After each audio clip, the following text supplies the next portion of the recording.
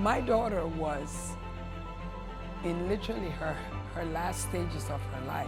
My goal was just to be normal. I thought I was stronger. So I said, God, why'd you give it to her? Just give it to me so I'll bear it instead. I'm reliving it, so give me a second. Whew.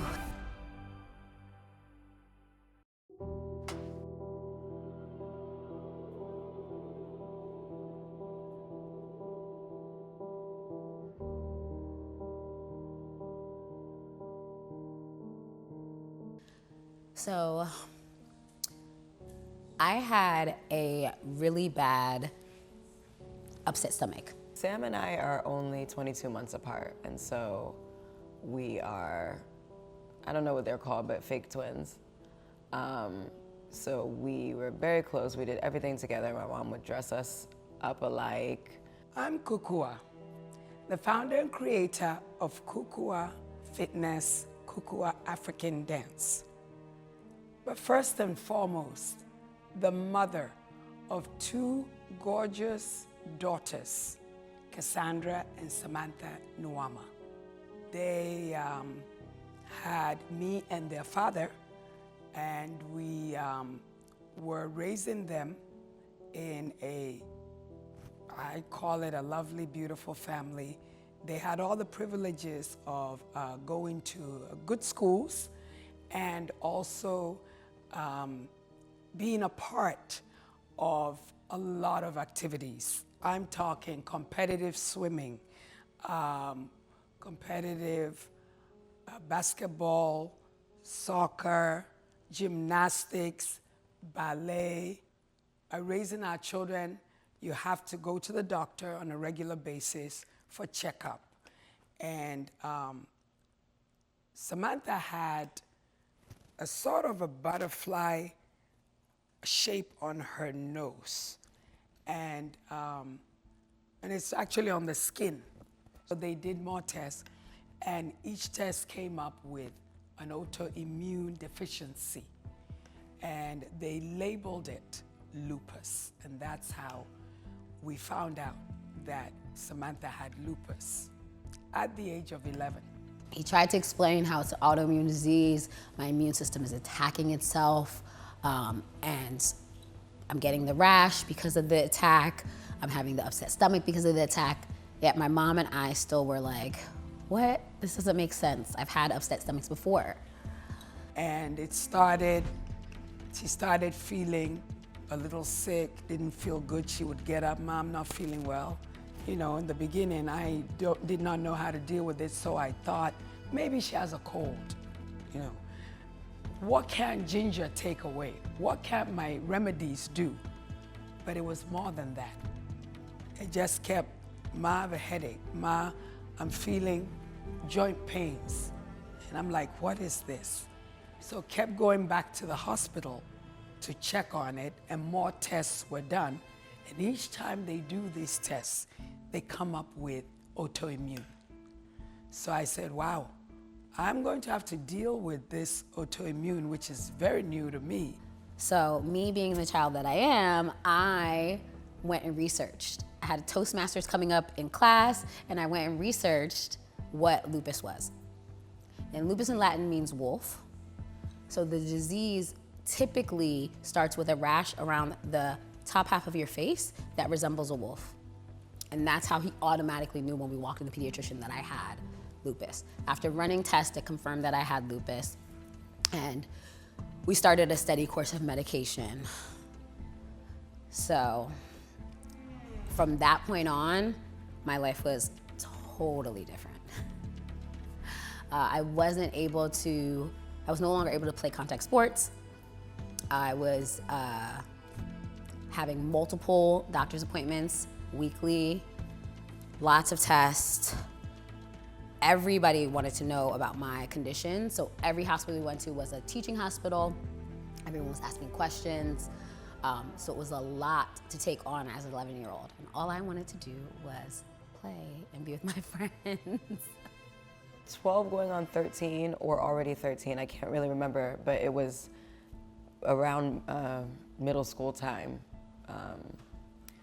when I found out. And I didn't really know much about it. I just knew that it sucked.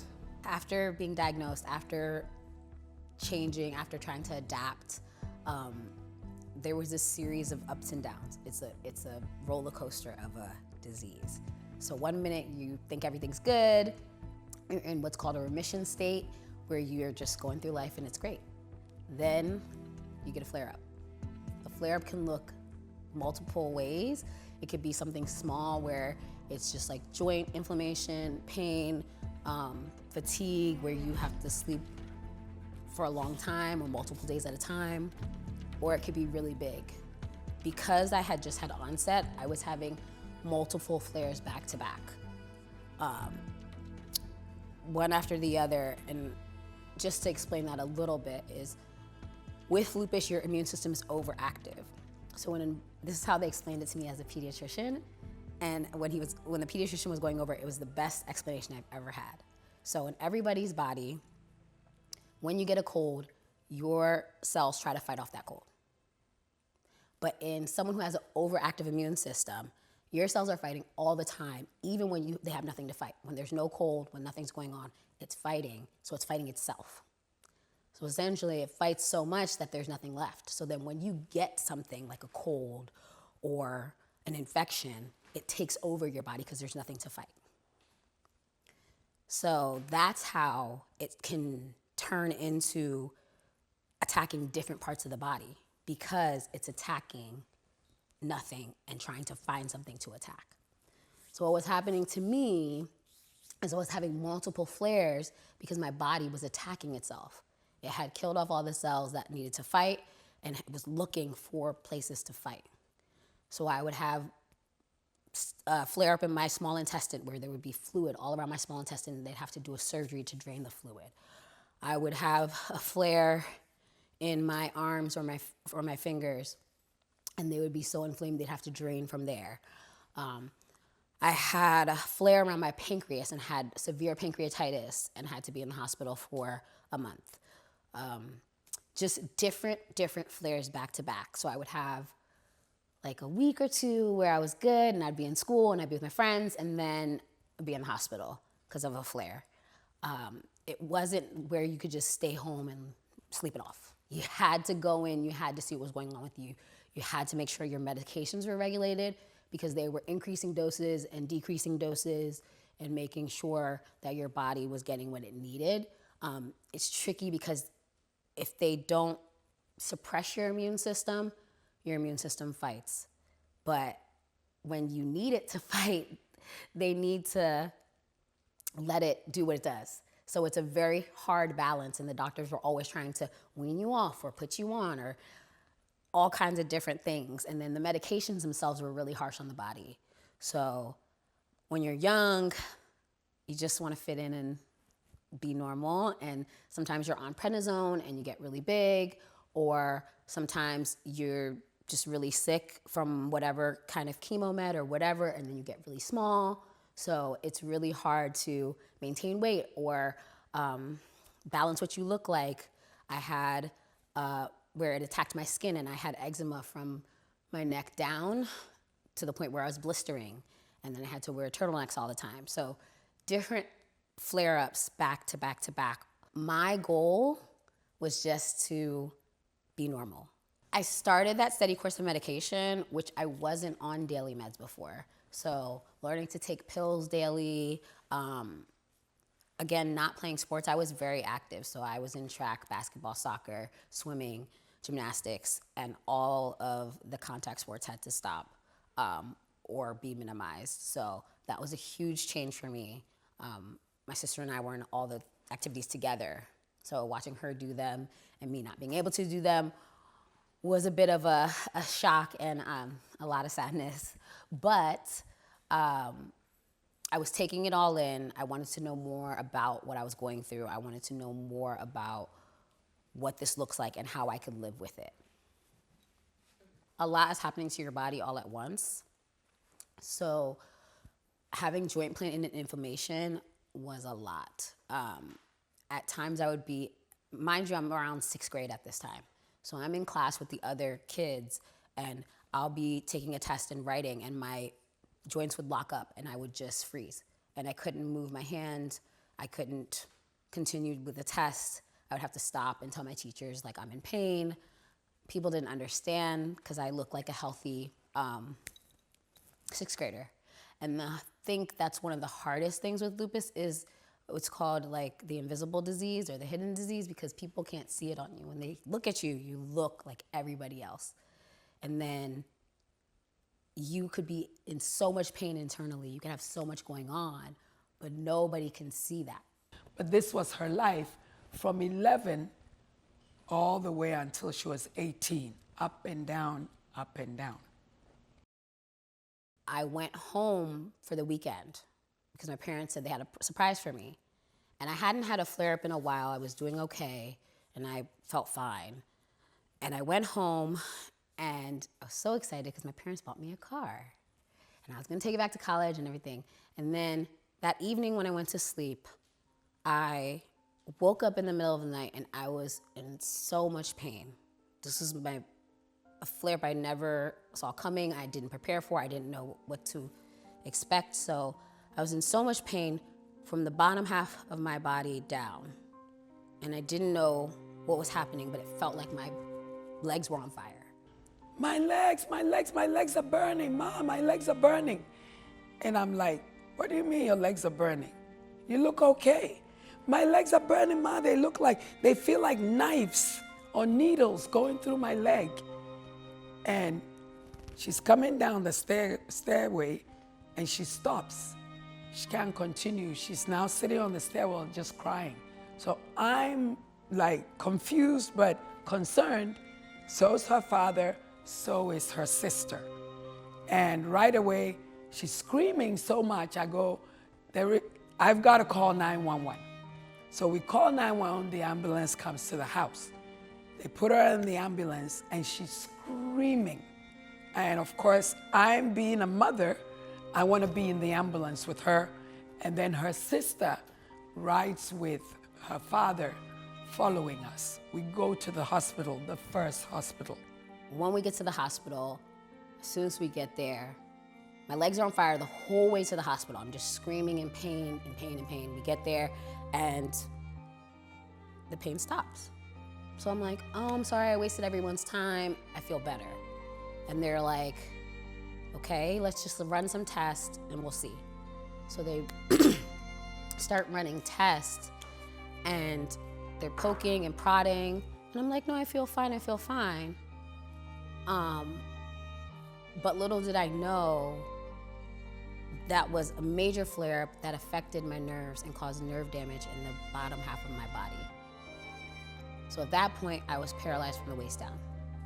Samantha just said, oh, I feel fine. It's gone. Well, little did she know that it was not gone.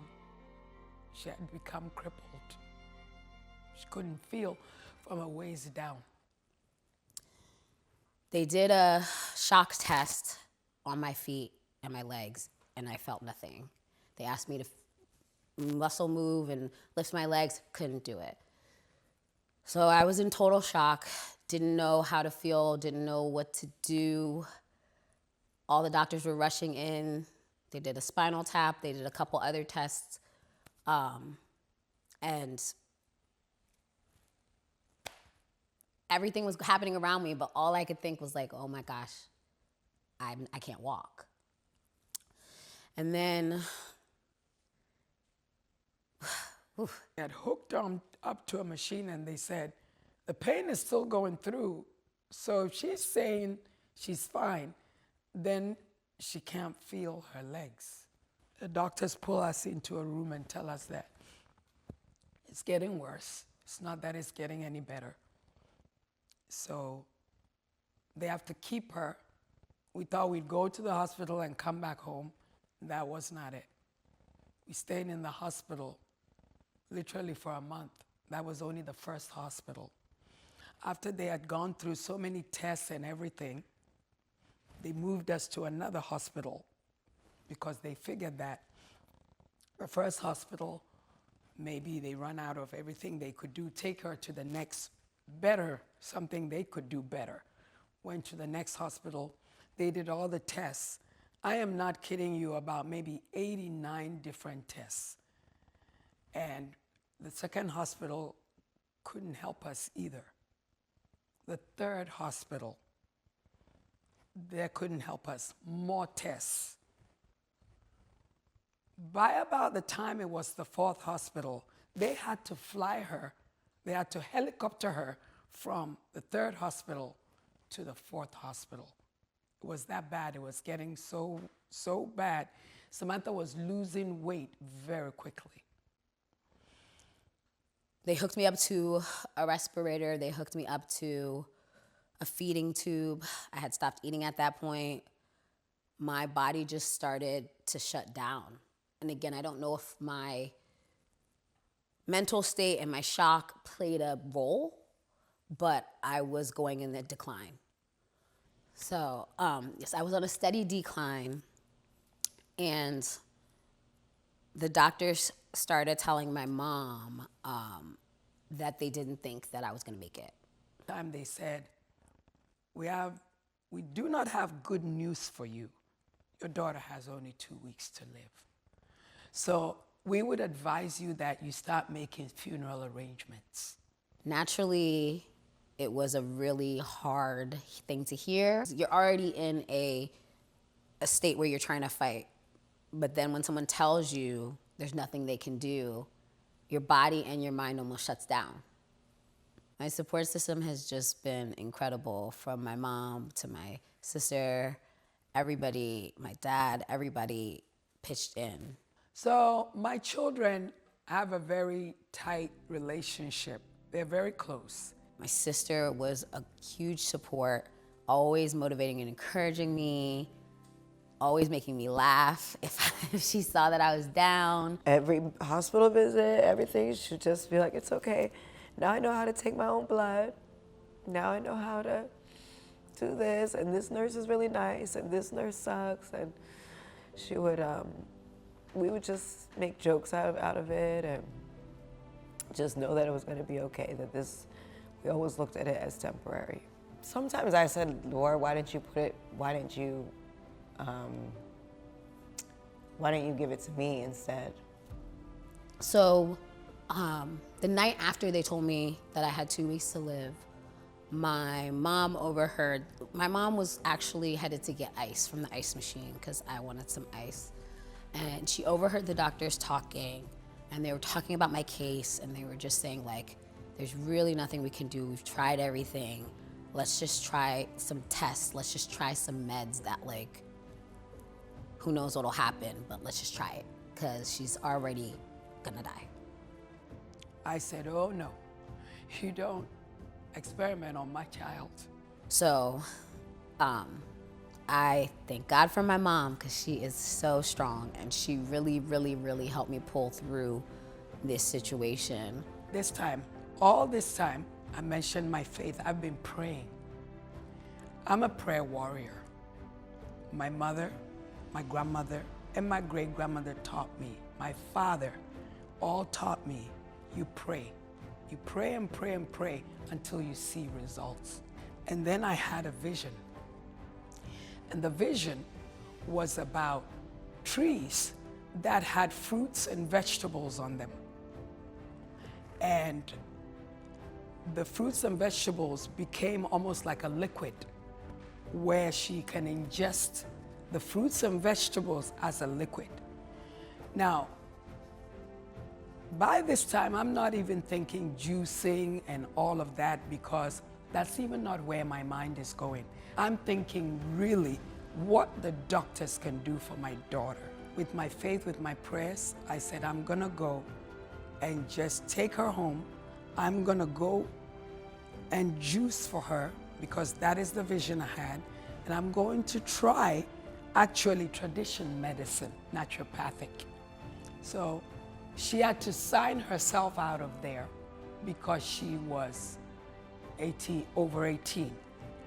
She could not sign. Her hands were also crippled. I'm not even talking just because from waist down, she couldn't feel it. The hands were also like this. So when they came around, I said, she can sign. And the doctor said, she cannot sign, she's crippled. I said, trust me, she can sign. We put a pen in her hand and she did a line. I said, she signed. I need to get my daughter home tonight. It was just a hard time because we were going against what the doctors said. They said to pump these steroids, pump this medication, do all of these things. And my mom was like, no, we need to go to the grocery store, get the vegetables, do this juicing, do that. And then she had a very strict method on how it was going to be done.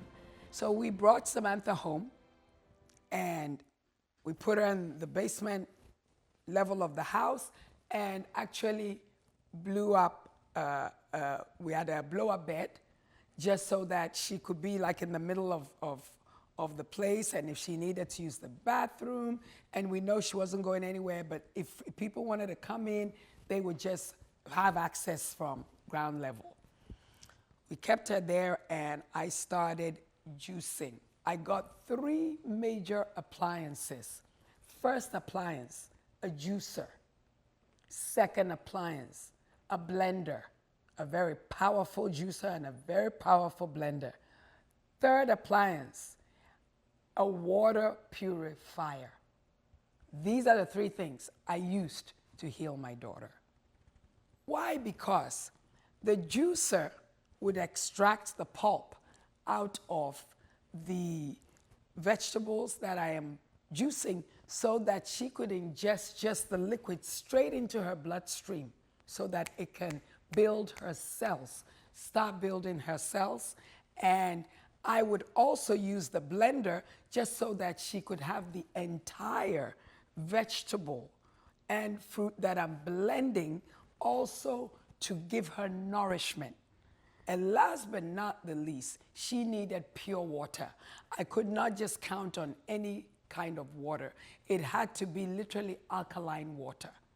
So I started juicing for her about 8 glasses a day of juices, pure juices that I made for her with the juicer I bought, but they were vegetable based. Now, Samantha didn't like them. She didn't like the taste. So she would hold her nose and take it. And although Sam hated it, we saw results. And it was really magical. It was really magical. And so it transformed me. I did the juicing for 2 solid weeks before I added the smoothies to it. Still the 4 weeks, she was not eating a morsel of food. It was still the juicing and the smoothies and the purified water. That was it for the whole month. But just that built her cells quickly, much more faster. So it brought her back.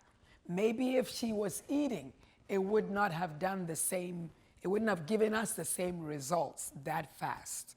The sensation started to continue to come. Slowly got feeling in my right.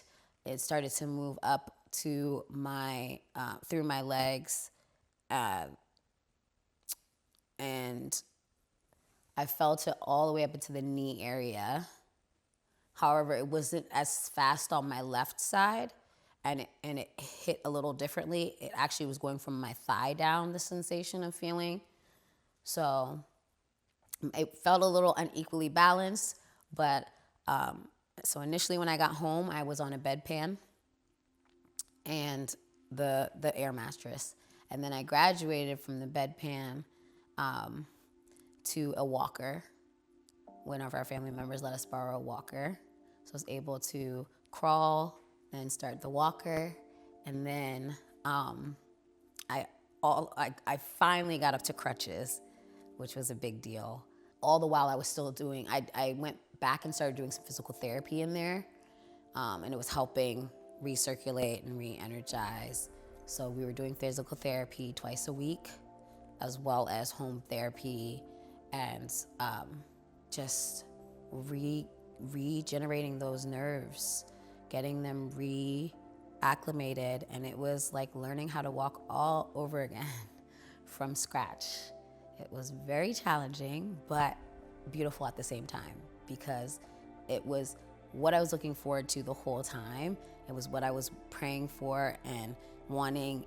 And even though it was painful sometimes and it was hard to learn again, because I wanted it so bad, I was so happy. I was elated when I was able to take my first step with the crutches. Once we were home and that 15th day passed, the 15th day that I was supposed to not be here, it was an overwhelming sense of joy, one. We had done it, we had accomplished, and I say we because, again, my support system was with me the whole time. And it was a great feeling, and it just made me want to keep pushing, made me want to keep going. And I knew that, again, what's next? What's next? How can we make me get stronger? How can we make me improve? When am I going back to school? That was the next thing I was looking for. So right after we hit that, there was no big celebration. It was just kind of an internal joy that my whole support system felt together. Everyone kind of checked in and was like, how are we feeling? How are we doing? And we pushed forward. For me, I can say the same for her sister and her dad and my family and friends that came in to help me.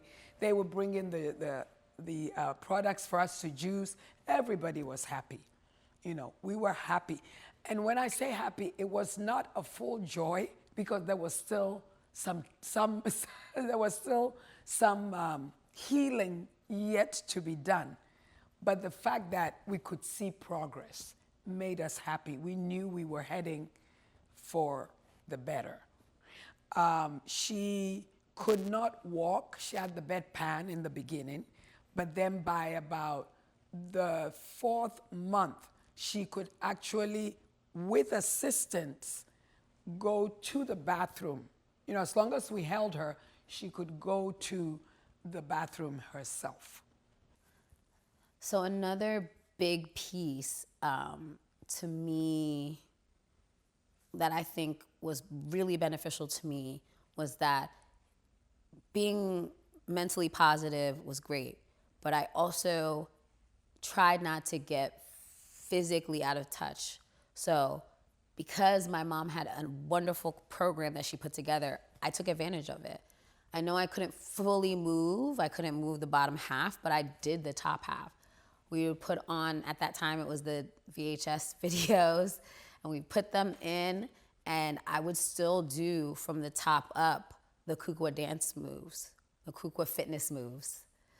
And I would jam out to them, and it would make me feel alive in the moment. It would give me my energy and my spirit, and it really helped a lot.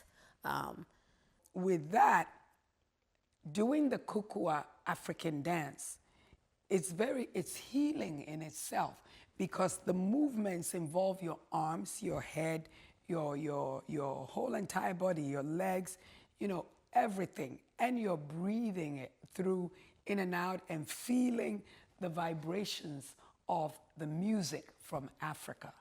So she wanted that workout. She didn't ask for any other workout. She wanted the Kukwa African dance that healed her soul, that gave her that feeling of, wow, I'm energized, the energy that comes out of this type of dancing. And I believe all of that helped her in healing. Kukwa Fitness brings joy, and that's really what pulled Sam through her hard journey. That's what made her still have happiness despite the craziness she was going through. So from the time we left the hospital to the time I was able to re-enter school took about 1 full year. So I put me a year and a half behind in school of when I would have naturally graduated. But I was so grateful and so thankful that I was back at school and could at least enjoy. I kind of didn't mind. I just was happy to be there and happy to still be able to do the things. I also took precautions and still wore my boot and took my cane. So even like when we went out, if we went to a party or something, I would take the cane and the boot and I would just be on the safe side. But I still wanted to enjoy and live my life to the fullest, so I did. It wasn't what I thought was gonna happen. They looked at me and they were like, oh, we're so happy to see you walking. Oh, you got lucky. And I was expecting them to ask about how the naturopathic healing went, like be a little bit in awe of like, wow, this was successful. And they just kind of were like, no, you got lucky. So it wasn't at all what I was expecting. It just was kind of a lackluster response that they were like, okay, you beat it, got lucky. Whenever I feel like something's not possible, I think about Sam.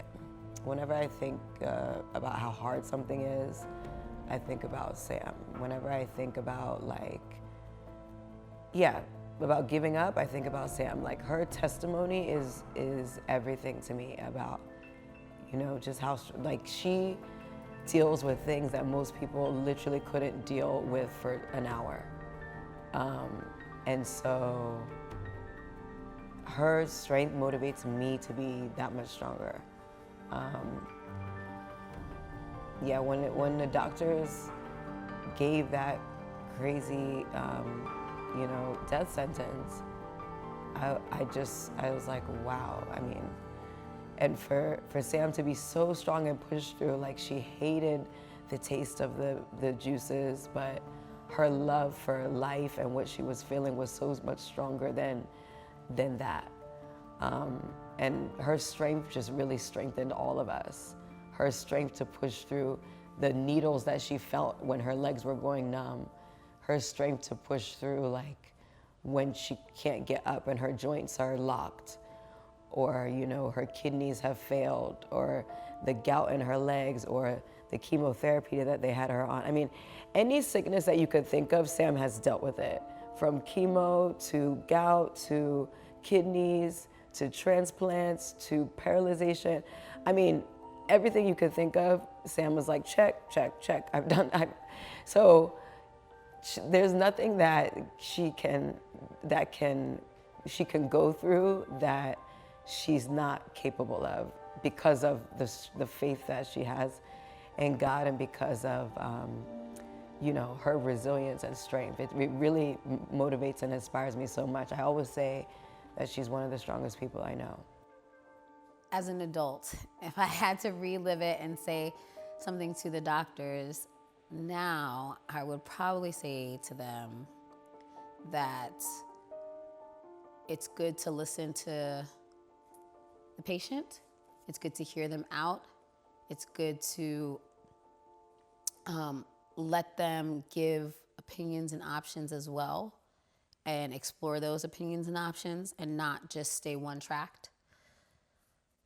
And to don't give up on your patient so early, because there may be more. I think people don't really know that lupus is all across the map. I think that they might think it's skin related. They might think it's just inflammation related. They might think it's, one or the other. But lupus is literally all over the map and can relate to people who have sickle cell, can relate to people who have cancer, can relate to all these other autoimmune diseases, because they're fighting with the same type of, overactive immune system.